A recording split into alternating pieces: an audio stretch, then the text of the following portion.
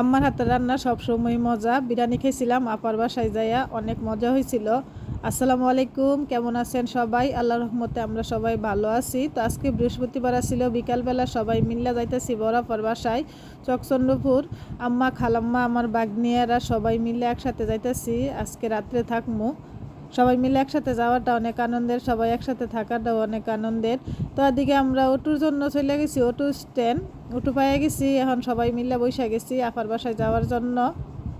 তো সবাই তো অনেক খুশি, আরবি, তাইফা, আরিয়ানেরা বেড়াতে যাইতেছে। তো আপার বাসা যাইতে রেল রাস্তা আছে একটা, ওইখানে সবাই আমরা অটো থেকে নেমে গেছি। তো এই যে আপার বাসা আইসা পড়ছি, আইসা দেখি যে আমার বাগনি আমাদের সবার জন্য চিকেন ফ্রাই করতেছে। সবাই মিলে খামো, অনেক মজা হয়েছিল চিকেন ফ্রাইগুলা। তো চিকেন ফ্রাই খাওয়া শেষ, এখন রাত্রেবেলা সবাই একসাথে বসে খাবার খাইতেছে। তো রাত্রেবেলা আপা ডিম বোনা করছিল, মাছ রান্না করছিল, টক। সবাই নিচে বসে একসাথে খাইতেছে। কারেন্টটা ছিল না, আপার আইপিএস ছিল। এখন তো কারেন্ট অনেক ডিস্টার্ব করে, এই গরমে প্রচুর ডিস্টার্ব কারেন্ট। 1 ঘন্টা থাকলে আরেক ঘন্টা কারেন্ট চলে যায়। তো তারপরও কারেন্ট নাই, সবাই একসাথে অনেক ভাল লাগতেছে। একদিন থাকছি যাইয়া।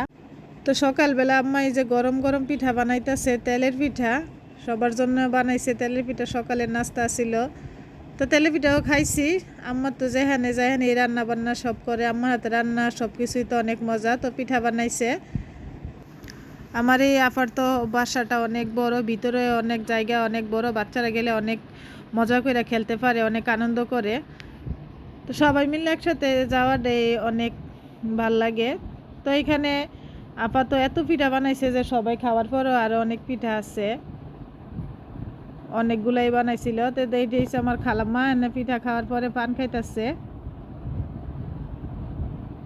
তো আমার খালাম্মা আর এই যে আমার আপা ওর নাতি নিয়ে রাখছে। এটা দিয়েছে আমার ভাগ্নির ছেলে, আমাদের নাতি।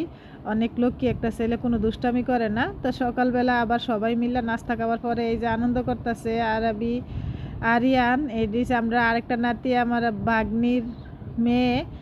সবাই টিভিতে গান লাগাইয়া নাচতেছে। তো দুপুরবেলা আম্মা রান্না করছিল বিরিয়ানি। বিরিয়ানিটা তো অনেক মজা হয়েছিল, খাইছি। তো যারা আমার ভিডিওটা ইউটিউবে দেখতেছেন সাবস্ক্রাইব করে দিয়ে, আর যারা ফেসবুকে দেখতেছেন লাইক কমেন্ট শেয়ার করতে কিন্তু ভুললেন না।